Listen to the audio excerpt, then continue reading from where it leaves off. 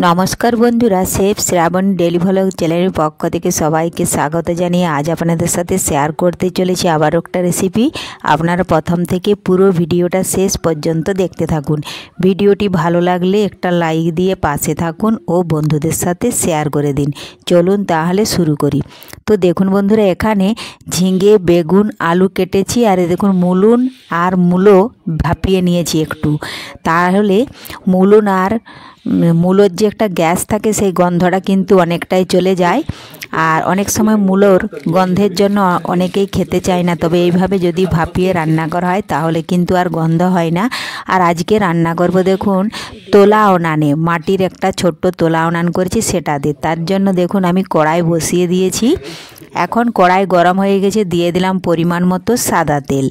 আমি এখানে সাদা তেল দিচ্ছি, আপনারা পারলে সরষের তেলও রান্না করতে পারেন, কিন্তু সাদা তেল খাওয়া শরীরের পক্ষে কিন্তু সব থেকে ভালো। দেখুন ফোড়নে দিয়ে দিলাম তেজপাতা, 5 ফোড়ন আর গোটা জিরে একটু ভেজে নিচ্ছি। তার আগে যদি কোনো বন্ধু আমার চ্যানেলে নতুন হয়ে থাকেন চ্যানেলটি সাবস্ক্রাইব করে বেল আইকনে সেট করে দিন সবার প্রথমে আমার রেসিপি পেতে।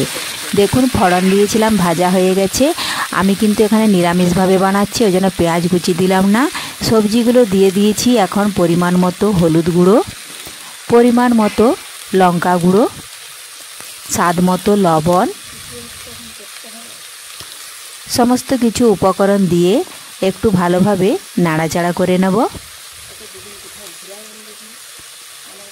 সবশেষে আমি দিচ্ছি আদা জিরে কাঁচা লঙ্কা বাটা। এখন ভালোভাবে একটু সবজির সাথে মিশিয়ে সবজি একটু আমি দেখুন ভেজে নিচ্ছি এইভাবে। দেখুন বন্ধুরা, এইভাবে নাড়াচাড়া করে ভাজা হয়ে গেলেই আমি কিন্তু কিছুক্ষণের জন্য একটু ঢাকা দিয়ে দেব।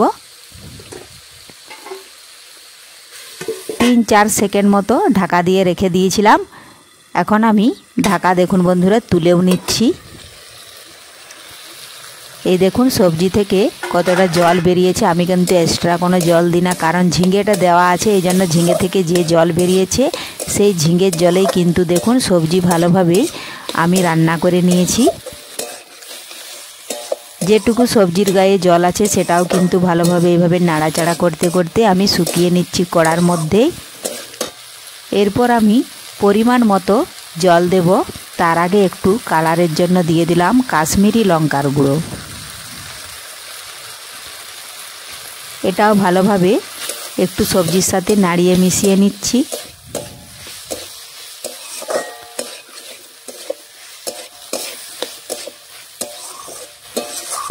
এইভাবে যদি রান্না করা হয়, নিরামিষভাবে রান্না করলেও কিন্তু যে মূলো তরকারি খায় না সেও কিন্তু খাবে। দেখুন পরিমাণ মতো জল দিয়ে দিয়েছি। আমি কিন্তু এখন কিছুক্ষণ একটু ফুটিয়ে নেব।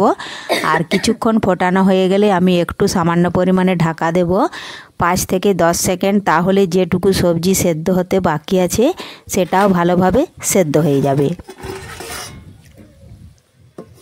এই দেখুন ঢাকা দিয়ে দিয়েছি।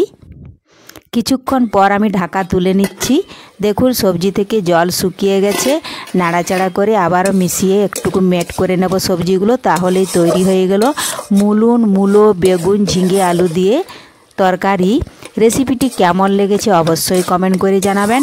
পুরো ভিডিওটা ভালো লাগলে লাইক শেয়ার ও সাবস্ক্রাইব করে আমার পাশে থাকবেন প্রত্যেক দিনের মতন আবারও নিত্য নতুন রেসিপি পেতে।